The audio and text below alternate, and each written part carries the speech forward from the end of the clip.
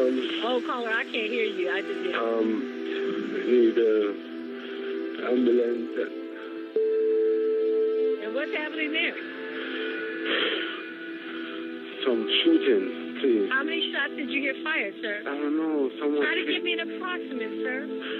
I don't know, 6, 7, 8. Okay, that's good. I'll get that information over to police, sir. But what time are they coming? Someone is here dying.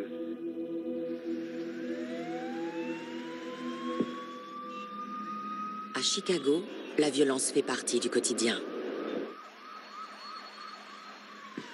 Mais cet appel est passé depuis un quartier que bon nombre d'habitants considèrent comme une zone préservée. Parmi eux, l'ancien enquêteur John Corollis et le sergent Michel Wood. Ce qu'on a découvert sur la scène de crime ne correspondait pas à ce que je m'attendais à trouver. C'était dans un immeuble résidentiel tout neuf, dans les beaux quartiers de la ville. On est monté au 4e étage. L'entrée de l'appartement était au fond du couloir. La porte était grande ouverte. De là où j'étais, je voyais l'intérieur de l'appartement. Il y avait du sang partout. Les murs blancs étaient devenus écarlates. J'ai compris que c'était très grave.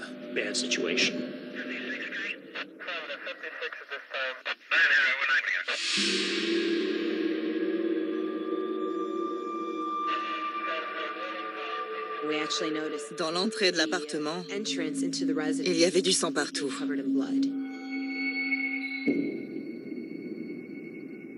Les enquêteurs se rendent dans la chambre où le corps d'une femme a été découvert. Elle était à moitié allongée sur le lit, avec les pieds par terre. Elle était étendue sur le dos. Quand John et moi, on a vu la position du corps, on s'est dit qu'elle avait été tuée dans son sommeil. Elle avait une plaie par balle à la tête et plusieurs blessures à l'arme blanche sur le thorax. Sur le mur, on a repéré un impact de balle. Le projectile avait traversé la tête de Lee et il avait pénétré le placo dans le mur. Quand on découvre un cadavre, la victime a souvent été tuée par balle ou à l'arme blanche, mais jamais les deux. C'est de l'acharnement. Ça nous a retournés. C'était un crime très violent. La victime est Yolanda Holmes, 45 ans. Une femme très appréciée par ses voisins et propriétaire d'un salon de coiffure très populaire du quartier.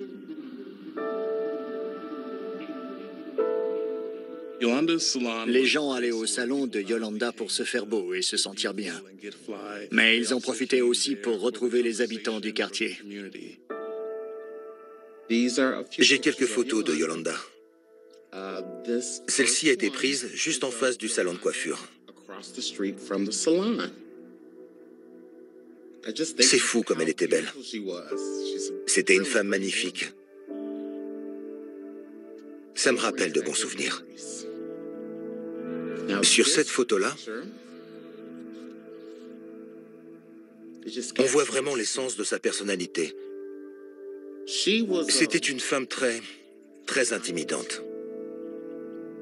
Elle était extrêmement intelligente.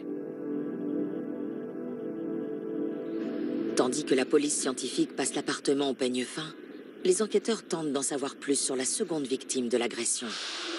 Dans la matinée, un homme a appelé les secours. I'll get that information over to police, sir. But what time are they coming? Someone is here dying. À l'arrivée des premiers secours, l'homme a des blessures à l'arme blanche au niveau de la tête et des mains. Il est transporté à l'hôpital, mais ses jours ne sont pas en danger. Les enquêteurs ne peuvent pas l'interroger tout de suite. Mais une autre personne arrive sur la scène de crime. Kwame Wilson, 22 ans, le fils de Yolanda. Quelqu'un avait prévenu Kwame et il est arrivé sur les lieux. Il avait grandi dans le salon et sa mère était coiffeuse. Alors, il prenait soin de ses cheveux. Il voulait devenir acteur ou star du rap. Chez nous, c'est comme ça. Les enfants sont élevés par toute la communauté. C'était notre fils à tous, le bébé du salon.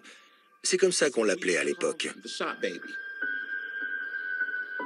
On a tous apporté notre soutien à Kwame. Je me suis dit qu'il gérait bien la situation. Chacun a sa manière de surmonter un deuil. On n'arrivait pas à croire que quelqu'un ait pu tuer Yolanda. J'étais sous le choc. Je me suis dit que c'était un cauchemar, c'était pas possible. On était perdus. Les rumeurs circulaient dans le quartier. À chaque fois qu'il y avait un drame, que ça arrive à l'épicerie, au supermarché, chez le coiffeur ou n'importe où ailleurs, tout le monde en parlait. Au début, on s'est dit que c'était un cambriolage, que quelqu'un avait voulu braquer le salon. Et puis quand on a appris qu'elle était morte chez elle, il y a eu des rumeurs sur son compagnon. Tout le monde avait sa petite idée. On a compris qu'il ne fallait pas écouter les ragots. Toutes ces rumeurs déformaient la vérité.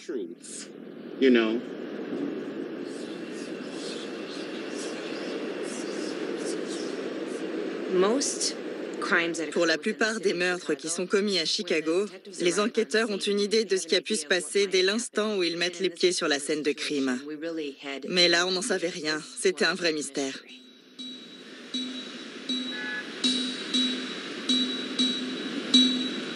Sur la scène de crime, la journée a été longue, mais probante. La police scientifique a relevé assez d'indices pour donner une piste aux enquêteurs.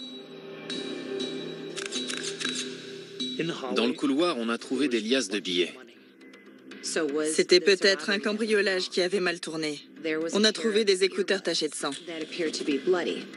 On a envoyé les écouteurs au labo pour une analyse ADN. La victime avait reçu une balle dans la tête et des coups de couteau.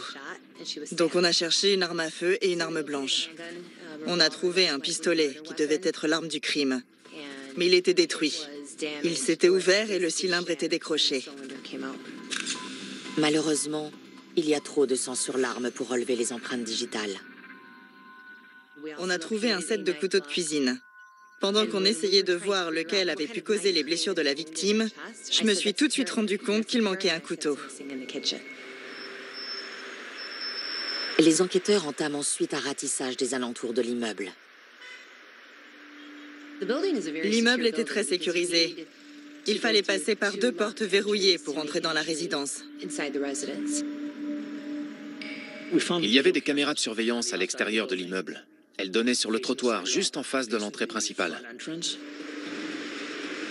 Face à l'entrée de l'immeuble, sous les rails du métro aérien, les enquêteurs découvrent un passage. Le tueur aurait pu passer par là pour se débarrasser des preuves. Les poubelles étaient remplies à ras-bord. On a fouillé les poubelles une par une.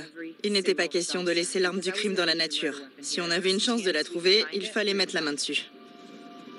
Les éboueurs devaient passer le lendemain, donc les ordures n'étaient pas encore parties à la décharge. Mais on n'a jamais trouvé le couteau. Les enquêteurs retournent sur la scène de crime bredouille. Sur place, ils trouvent Curtis, qui fréquente Yolanda par intermittence. Curtis avait une grave blessure à la tête et des lacérations sur les mains. Le sang retrouvé dans le couloir était en fait celui de Curtis. Il était le seul survivant de cette effraction qui avait tourné au drame. C'était le seul à pouvoir nous raconter les événements. Ce soir-là, le couple est sorti dans un bar. En rentrant à l'appartement, ils auraient eu des rapports sexuels avant de s'endormir. Curtis nous a raconté qu'il était au lit avec Yolanda quand il a été réveillé par un coup de feu. Il s'est réveillé en sursaut et il a vu un homme armé dans l'embrasure de la porte. Ensuite, il a eu une altercation avec l'homme qui avait tiré sur Yolanda. La plupart des éléments de son histoire ne tenaient pas debout. Il n'y avait pas de traces d'effraction et on ne comprenait pas pourquoi Curtis avait été épargné. Les réactions de Curtis étaient étranges, ça a éveillé nos soupçons. On n'arrêtait pas de lui demander ce qui s'était passé, et il nous répondait « La police, c'est vous, à vous de me le dire ».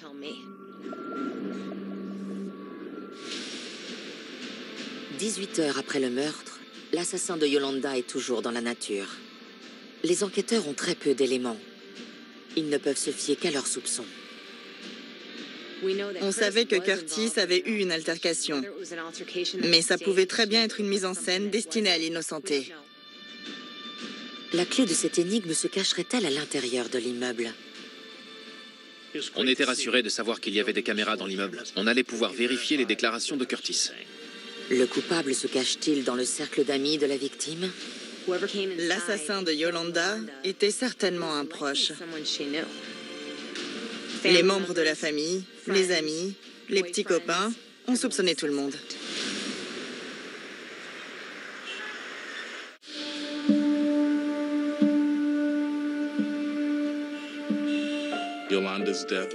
Le meurtre de Yolanda n'avait rien à voir avec les règlements de compte qu'on a l'habitude de voir.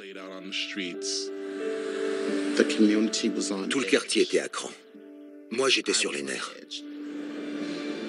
Les gens se méfiaient les uns des autres. L'ambiance était très pesante.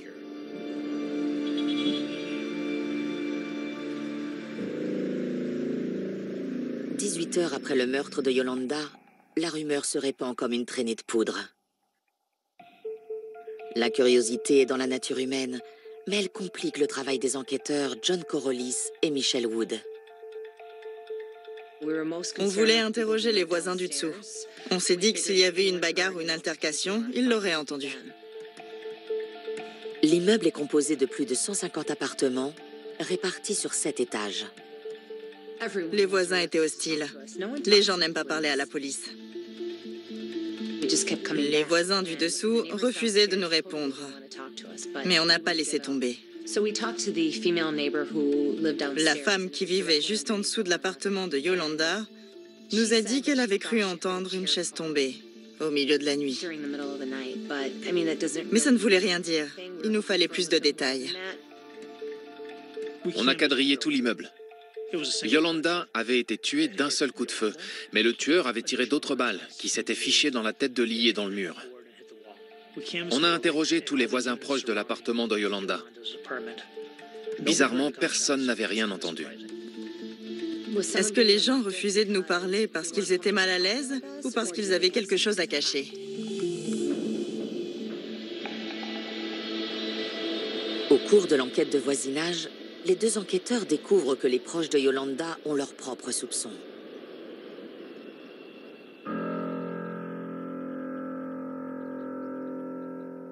J'ai toujours pensé que c'était Curtis. Je voyais pas d'autres suspects possibles.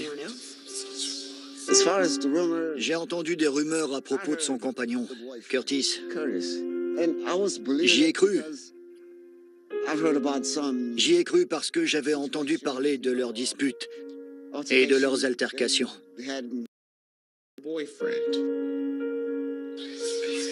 Ils avaient une relation explosive.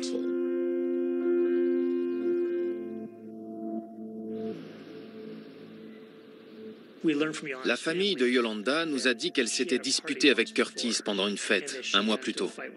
Le couple s'était séparé. Ils se seraient disputés à cause des crises de jalousie de Curtis.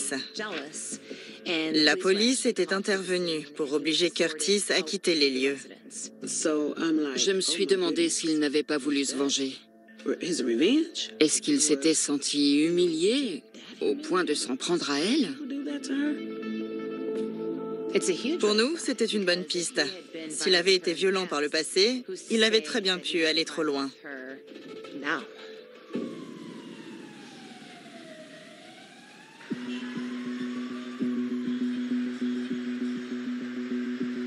Pour confirmer la version des faits de Curtis, les enquêteurs ont besoin de visionner les vidéos de surveillance de l'immeuble de Yolanda.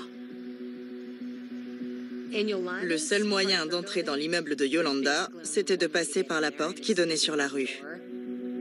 Si le tueur était entré et sorti par la porte de l'immeuble, les caméras l'avaient forcément filmé. Les vidéosurveillances sont contrôlées par le gardien de l'immeuble, Monsieur Darrell. Monsieur Darrell était le seul à avoir un passe-partout qui lui permettait d'ouvrir tous les appartements et la porte d'entrée de l'immeuble.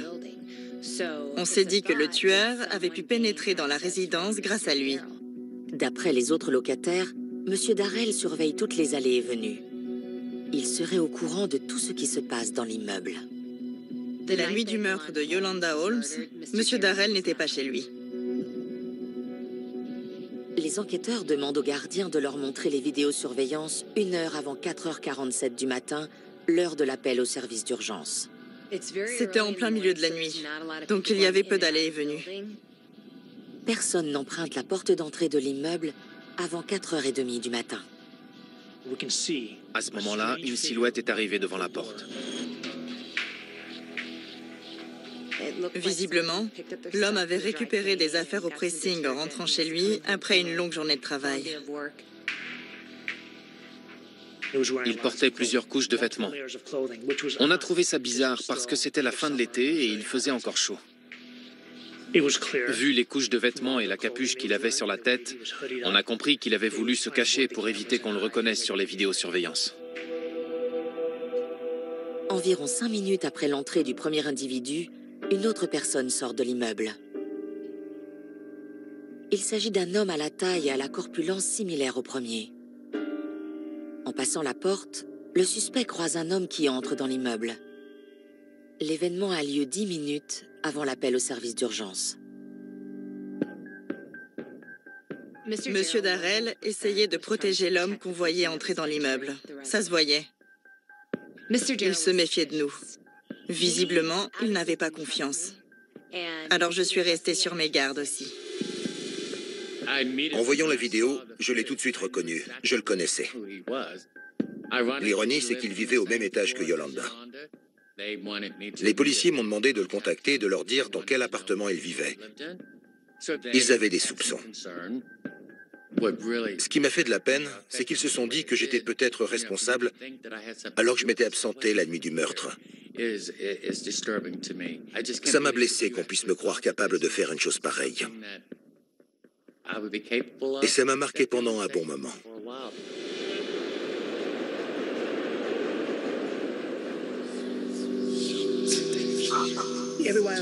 Tout le monde accusait tout le monde. Est-ce que c'était un tel ou un tel? Est-ce que c'était un noir ou un blanc? C'était horrible. On dit que dans 70% des cas, les meurtres sont commis par un proche de la victime. On était tous considérés comme suspects. J'ai entendu beaucoup de rumeurs. Les gens soupçonnaient un peu tout le monde. Yolanda était très intelligente et très pudique. Elle n'accordait pas sa confiance facilement. Pour moi, son assassin était forcément quelqu'un qu'elle avait laissé entrer dans son cercle d'amis proches. Il n'y avait pas d'effraction. Donc c'est quelqu'un qu'elle connaissait. C'est ce qu'on s'est tous dit. Elle a dû ouvrir la porte à son assassin.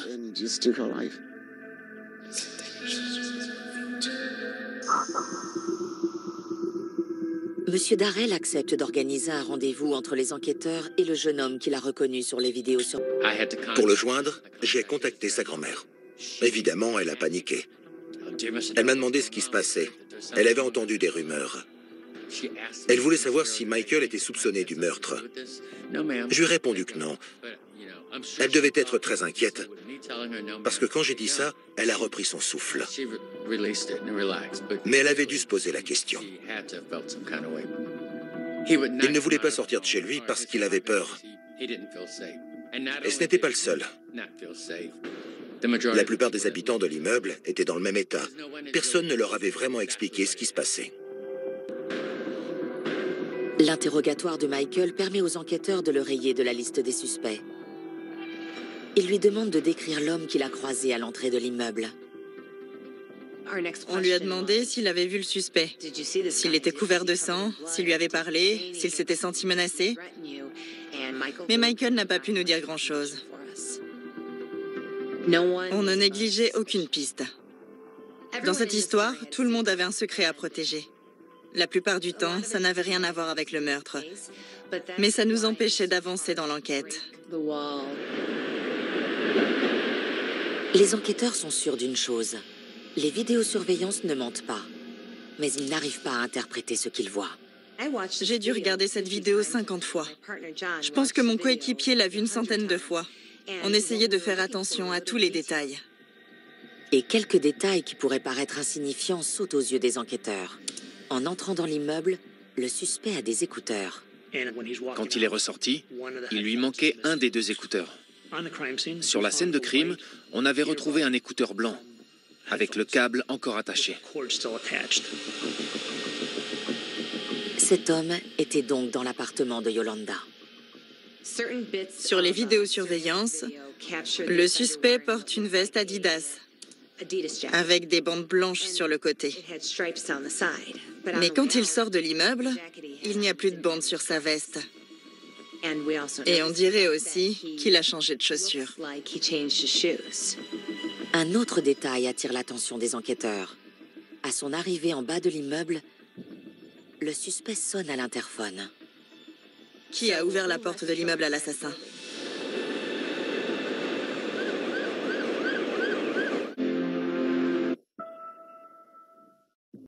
Beaucoup à la vie de quartier, donc tout le monde la connaissait. Les enquêteurs découvrent que l'ex-mari de la victime, le père de Quo-Main, est un homme violent. Elle cachait quelque chose, c'est sûr. Je me demande si les gens ne connaissaient pas son ex-mari ou s'ils refusaient juste d'en parler. L'ex-mari de Yolanda était un ancien chef de gang. Il purgeait une longue peine de prison pour double homicide. Quelqu'un voulait peut-être se venger de son ex-mari. Il s'en serait pris à Yolanda pour faire passer un message.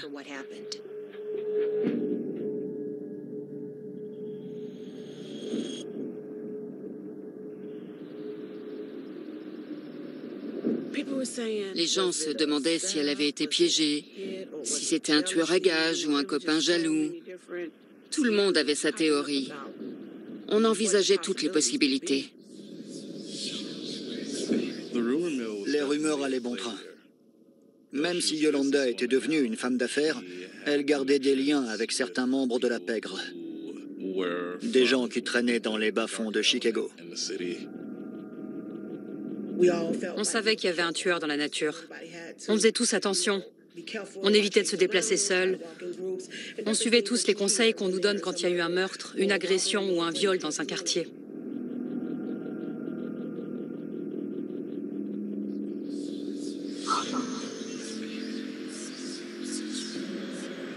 Au cours des semaines qui suivent, les enquêteurs explorent toutes les pistes qui s'offrent à eux. On avait un pistolet noir retrouvé en morceaux sur le sol de la chambre et on avait l'écouteur trouvé dans le couloir. On a prélevé des échantillons d'ADN sur l'écouteur. Le profil génétique a été comparé à la base de données nationale. Il ne correspondait à rien. Les enquêteurs tentent également d'interroger l'ex-mari de Yolanda, mais ils refusent de les voir. Quand on demande à parler à un détenu, s'il refuse de sortir de sa cellule, on ne peut pas le forcer. Les mois se succèdent sans aucune nouvelle piste. À l'approche du premier anniversaire de la mort de Yolanda, les habitants du quartier commencent à perdre patience. Dans les affaires de meurtre, je pense que les gens ont besoin d'avoir le fin mot de l'histoire. Surtout quand tout le monde s'accorde sur le fait que la victime ne méritait pas ce qui lui est arrivé. Si le temps passe sans que justice soit faite, les soupçons prennent de plus en plus de place. Une question taraude les enquêteurs depuis le premier jour. Comment l'assassin est-il entré dans l'appartement de Yolanda? On savait que le tueur était entré dans l'immeuble grâce à Yolanda ou Curtis. Alors on a épluché leur relevé téléphonique. Il fallait qu'on sache qui avait ouvert la porte au tueur. À l'automne 2013, un an après la mort de Yolanda, les enquêteurs obtiennent enfin les relevés téléphoniques. Ils découvrent une nouvelle piste. Quand on épluche des relevés téléphoniques, ça ne se passe pas comme les gens ont tendance à le croire. À l'époque, je recevais une pile de relevés épaisse comme ça, et je vérifiais tous les numéros un par un. Ensuite, on demandait la triangulation des appels qui avaient été passés. En 2013, ce n'était pas aussi rapide qu'aujourd'hui. On recevait des coordonnées GPS qu'il fallait taper dans Google Maps pour trouver l'endroit d'où l'appel avait été émis. On ne nous donnait pas l'adresse précise. L'analyse des données téléphoniques prenait des heures et des heures de travail minutieux. Il y a un code pour les envois de SMS, un autre pour les appels qui tombent sur la messagerie. Il y a toute une liste de codes à vérifier. Pour analyser les appels d'un seul numéro de téléphone, il faut des heures de travail. J'ai épluché les relevés de Curtis pendant des jours, mais je n'ai rien trouvé. Yolanda avait plusieurs téléphones, dont un à son domicile. J'ai demandé les relevés de sa ligne fixe. Le numéro ne servait que pour les urgences et pour répondre à l'interphone de l'immeuble. Les relevés téléphoniques prouvent que quelqu'un a sonné à l'interphone de Yolanda vers 4h30 du matin la nuit du meurtre. Mais impossible de savoir si elle a répondu. Elle avait 2 téléphones portables, avec 2 lignes à son nom. Et un numéro apparaissait sur les relevés juste avant le meurtre, la nuit du meurtre et quelques heures après. Ensuite, il disparaissait. On devait trouver le propriétaire de ce numéro. Un an après le meurtre de Yolanda Holmes, les habitants du quartier de Chicago où la victime vivait et travaillait commencent à perdre patience. Les riverains sont inquiets à l'idée que l'assassin court toujours. On me passait des coups de fil pour savoir si j'avais du nouveau, mais je ne savais rien. Alors je demandais autour de moi pour avoir des informations. Je me suis dit que l'assassin allait s'en tirer. J'avais de la peine pour Comain. Je savais que son père était en prison. Et il venait de perdre sa mère. Sa grand-mère maternelle était décédée peu de temps avant. Ça faisait beaucoup. Alors oui, je m'inquiétais pour lui. Au bout d'un moment, le mystère devient trop lourd à porter. Alors, les gens essaient de trouver des explications. Ils développent leurs propres soupçons et le bouche à oreille fait naître la rumeur. Quand la police est incapable de donner le nom du coupable, les gens cherchent eux-mêmes une explication. Si les enquêteurs n'ont toujours pas identifié l'assassin de Yolanda, ils n'ont pas interrompu les recherches. Grâce à l'obtention des relevés téléphoniques de la victime, le sergent Wood espère bien trouver une nouvelle piste. En épluchant les relevés, l'enquêtrice met le doigt sur un numéro qui a contacté la victime plusieurs fois, peu de temps avant son meurtre. On voulait savoir à qui appartenait ce numéro. J'ai lancé une recherche auprès de l'opérateur téléphonique et on a découvert que c'était le numéro d'un certain Eugene Spencer. Eugene Spencer avait la même taille et la même corpulence que notre suspect des vidéosurveillances. Grâce à notre base de données, on a réussi à trouver son adresse. Les enquêteurs découvrent également qu'Eugène a un casier judiciaire. En décembre 2013, le suspect est convoqué au poste de police où il est interrogé. J'ai demandé à Eugène s'il était déjà entré dans l'immeuble où Yolanda avait été tuée. Il m'a dit « Vous parlez de la femme qui s'est fait tuer ? Quelle histoire de merde, hein ?» Il avait l'air de savoir où était l'immeuble, mais il a dit qu'il n'y était jamais allé. Le sergent Wood pousse Eugène dans ses retranchements. Je lui ai dit qu'on l'avait vu devant l'immeuble. Il a répondu « Vous parlez de la fois où je suis passée avec des vêtements de pressing ?» Il savait très bien de quoi je parlais.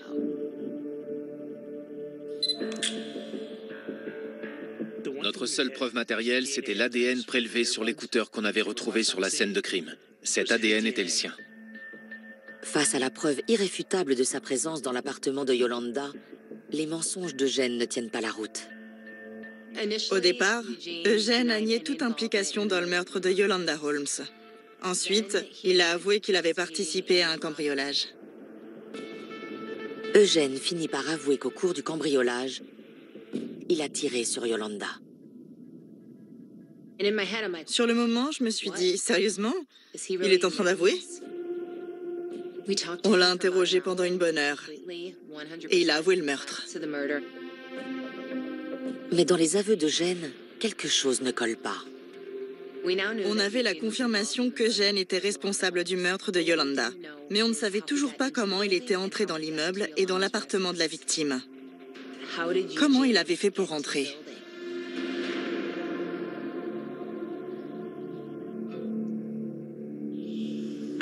J'étais sous le choc. J'arrivais pas à le croire. J'étais loin d'imaginer ça. J'ai encore du mal à le croire. Je me suis dit que le monde ne tournait vraiment pas rond. Cette histoire, c'était vraiment pas logique. Pour être honnête, j'ai toujours du mal à comprendre.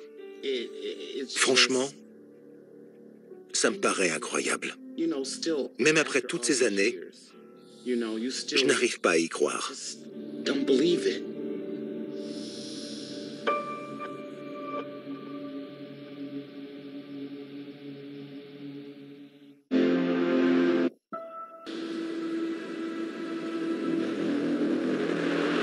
Il leur aura fallu 1 an. Mais Michelle Wood et John Corollis pensent avoir enfin trouvé l'homme qui a tiré une balle dans la tête de Yolanda Holmes. On savait qu'Eugène était impliqué dans le meurtre de Yolanda Holmes, mais on n'arrivait toujours pas à déterminer comment il était entré dans l'immeuble. Le sergent Wood pousse Eugène dans ses retranchements. Elle veut savoir qui lui a ouvert la porte de l'appartement de Yolanda. Il nous a fallu plus d'1 an pour boucler cette enquête. Et pendant ce temps-là, les gens s'accusaient les uns les autres. Tout le monde soupçonnait tout le monde. Les enquêteurs sont déterminés à découvrir la vérité. Tous les proches de Yolanda accusaient quelqu'un d'autre. On n'arrivait pas à s'y retrouver. Et finalement, le coupable était sous notre nez depuis le début. Eugène est au pied du mur. Il accepte enfin de raconter aux enquêteurs ce qui est arrivé la nuit du 2 septembre 2012. Eugène nous a tout raconté en l'espace de 45 minutes. Et toutes les pièces du puzzle se sont assemblées. Celui qui avait tout prévu, le cerveau de ce plan, c'était le fils de Yolanda.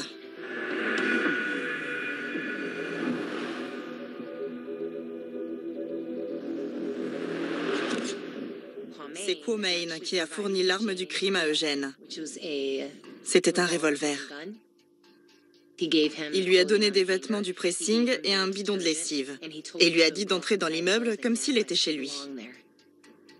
Quamain, 22 ans à l'époque, appelle ensuite Eugène avec un téléphone portable au nom de sa mère.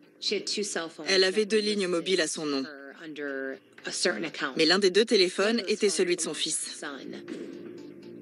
Eugène explique qu'il est resté au téléphone avec Quamain jusqu'à la fin. Si Eugène Spencer avait des écouteurs en entrant dans l'immeuble, c'est parce qu'il était au téléphone avec Quamain. Plus tôt dans la soirée, Quamain a prévenu Yolanda qu'il rentrerait tard. Eugène a sonné à l'interphone. Quamain lui avait dit que s'il toussait, Yolanda penserait que c'était son fils. Quand elle a répondu, Eugène a fait. Alors elle lui a ouvert.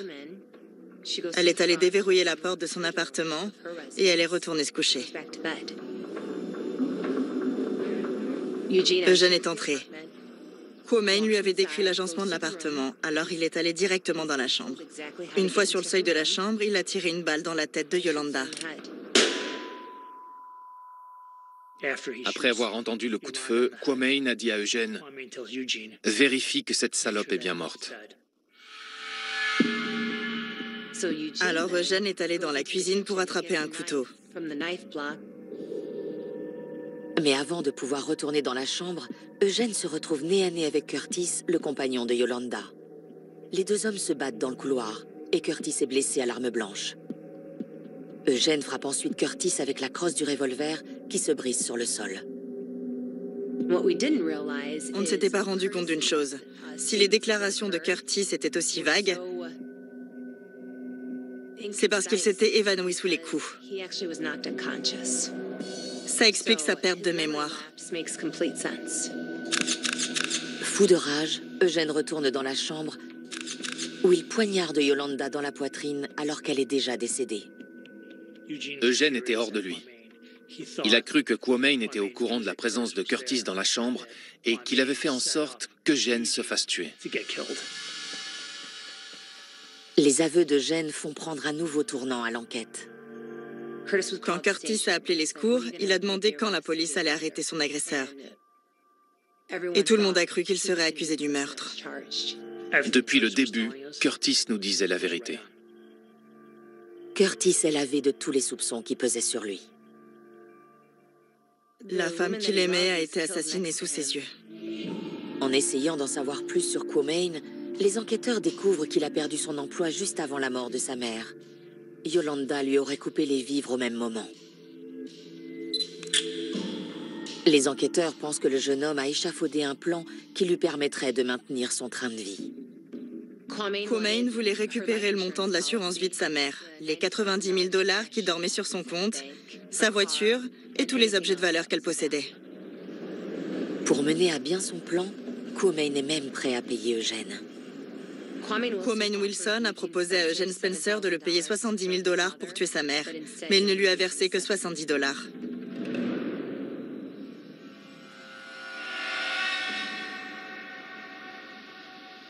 En décembre 2013, 1 an et 3 mois après le meurtre de Yolanda, son fils Quamain est convoqué au poste de police.